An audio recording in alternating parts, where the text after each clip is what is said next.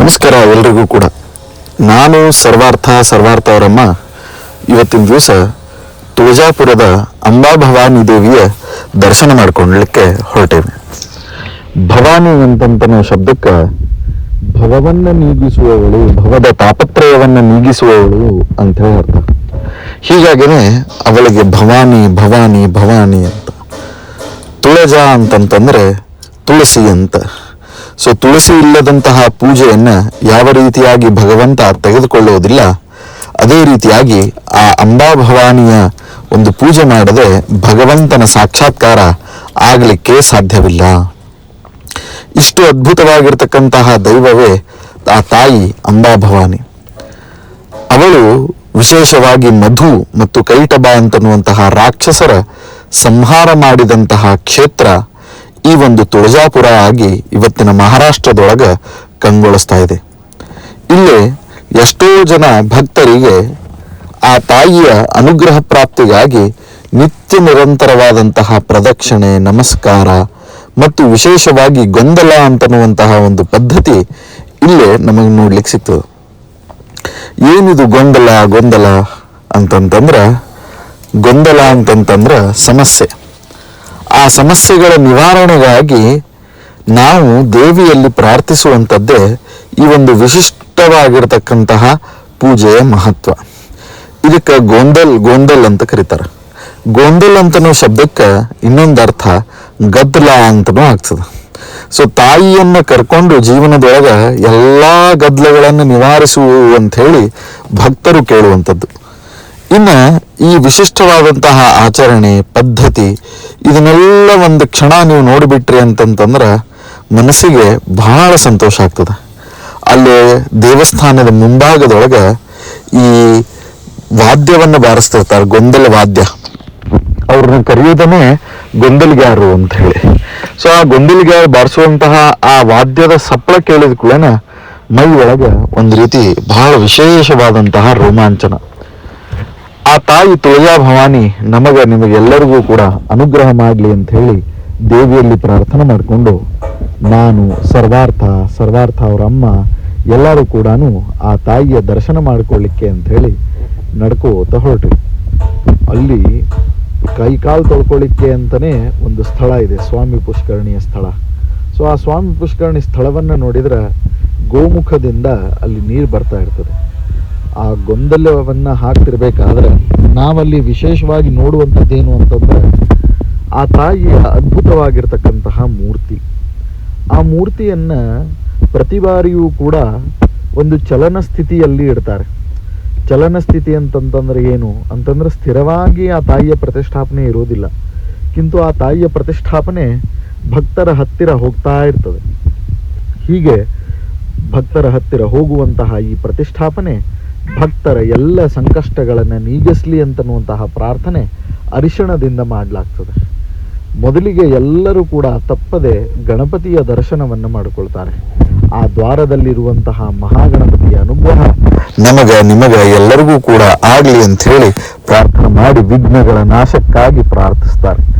ಗಂಗಾ ಸಿಂಧು ಸರಸ್ವತಿ ಶಿಖಿನ ಗೋದಾವರಿ ನರ್ಮದಾ ಕೃಷ್ಣ ಭೀಮರತೀತ ಫಲ್ಗು ಸರಯು ಶ್ರೀಗಂಡಕಿ ಗೋಮತಿ ಕಾವೇರಿ ಕಪಿಲಾ ಪ್ರಯಾಗ ವಿನುತ ನೇತ್ರಾವತೀತ್ಯಾದಯೋ ನದ್ಯ ಶ್ರೀ ಹರಿಪಾದ ಪಂಕಜ ಭವಾತ್ ಕುರ್ಯಾತ್ ಸದಾ ಮಂಗಲಂ ಅಂತನ್ನುವಂತಹ ಮಂತ್ರದಂತೆ ಎಲ್ಲ ತೀರ್ಥಗಳ ಒಂದು ಸನ್ನಿಧಾನ ಈ ಒಂದು ತುಳಜಾಪುರದ ಪವಿತ್ರವಾಗಿರತಕ್ಕಂತಹ ಕಲ್ಯಾಣಿಯ ಸನ್ನಿಧಾನ. ಶಿವಾಜಿ ಮಹಾರಾಜರ ಕುಲದೇವಿಯಾಗಿರ್ತಕ್ಕಂತಹ, ಮಹಾರಾಷ್ಟ್ರದ ಕುಲಸ್ವಾಮಿನಿಯಾಗಿರ್ತಕ್ಕಂತಹ, ಎಷ್ಟೋ ಮನೆಗಳ ಕುಲದೈವಿ ಆಗಿರ್ತಕ್ಕಂತಹ ಆ ತುಳಜಾಪುರದ ಅಂಬಾಭವಾನಿಯ ಅನುಗ್ರಹ ನಿಮಗೆಲ್ಲರಿಗೂ ಕೂಡ ಆಗಲಿ ಅಂತ ಪ್ರಾರ್ಥನೆ ಮಾಡಿಕೊಂಡು ಶ್ರಾವಣಿ ಕೆಳಗಿಳಿದು ಪುಷ್ಕರಣಿಯಲ್ಲಿ ಮಿಂದೆದ್ದು ಆ ನೀರನ್ನು ನಮಗೆ ತಂದು ಪ್ರೋಕ್ಷಣೆ ಮಾಡಿದ್ಲು.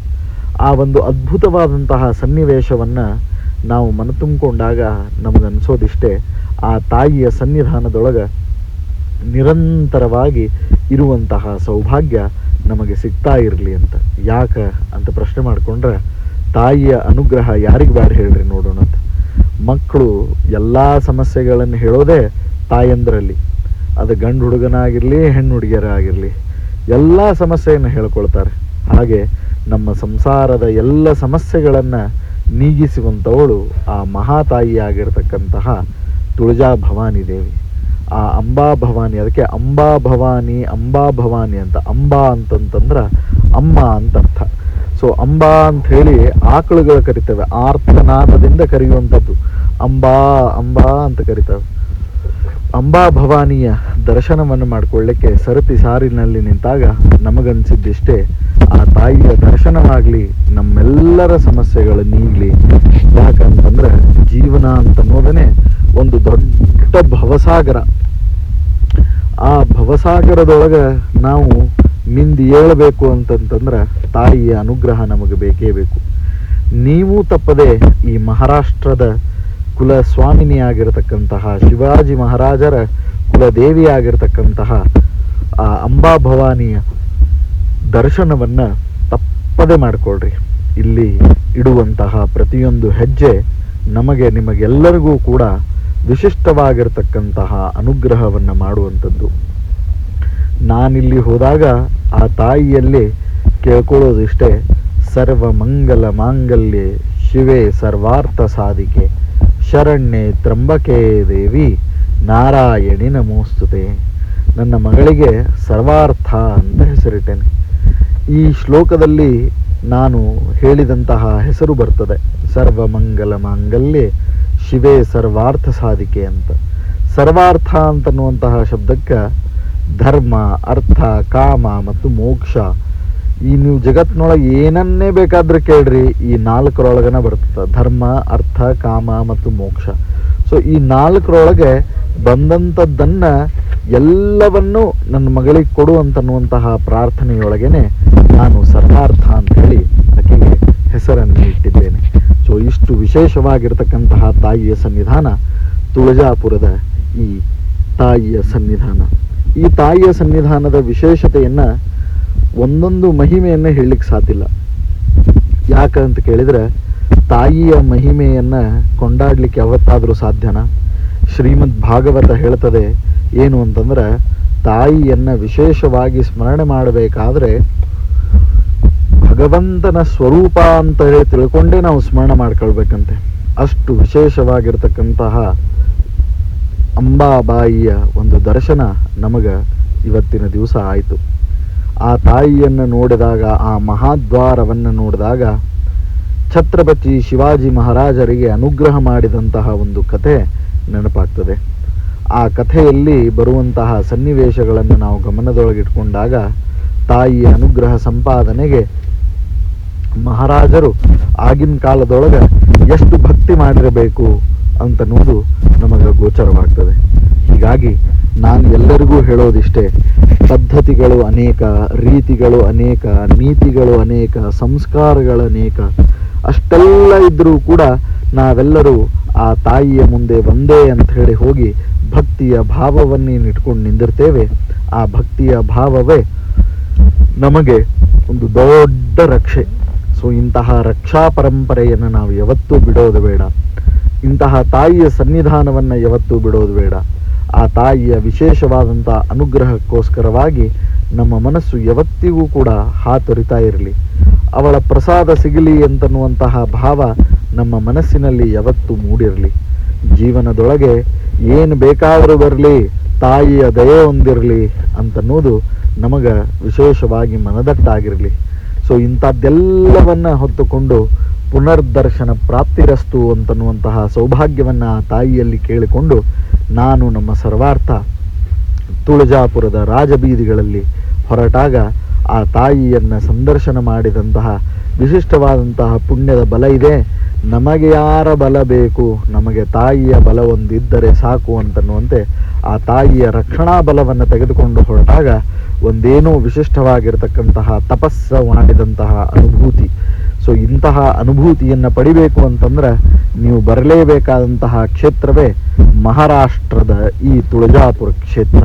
ಸೊ ಈ ತುಳಜಾಪುರ ಕ್ಷೇತ್ರದೊಳಗೆ ಬೇಡಿದ್ದೆಲ್ಲವೂ ಆ ತಾಯಿ ಕೊಡ್ತಾಳೆ, ಕೇಳಿದ್ದೆಲ್ಲವನ್ನ ನೀಡ್ತಾಳೆ, ಭಿಕ್ಷೆಯನ್ನು ಹಾಕಿದಂತೆ ನಮ್ಮ ಉಡಿಗೆ ಹಾಕ್ತಾಳೆ. ಸೊ ಅಂತ ಅದ್ಭುತ ಕುಲಸ್ವಾಮಿನಿಯಾಗಿರ್ತಕ್ಕಂತಹ ತುಳಜಾ ಭವಾನಿಯ ದರ್ಶನವನ್ನ ನಾವು ಮಾಡಿ ಬಂದಾಗ ನಮಗೆ ಅನಿಸಿದ್ದು ಇಷ್ಟೇ, ಜೈ ಅಂಬಾ ಭವಾನಿ, ಜೈ ತುಳಜಾ ಭವಾನಿ, ಜೈ ಅಂಬಾ ಭವಾನಿ, ಜೈ ತುಳಜಾ ಭವಾನಿ. ಸೊ ಈ ನಾಮ ಉದ್ಘೋಷವೊಂದೇ ನಮ್ಮ ಬಾಯಿಯಲ್ಲಿ ಉಳಿದಿತ್ತು. ಬಾಕಿ ಎಲ್ಲವೂ ಕ್ಷಣಿಕ. ಆ ತಾಯಿಯ ದರ್ಶನ ಮಾಡಿ ಬಂದಂತಹ ಒಂದು ಸ್ಮರಣೆಯೇ ಶಾಶ್ವತ.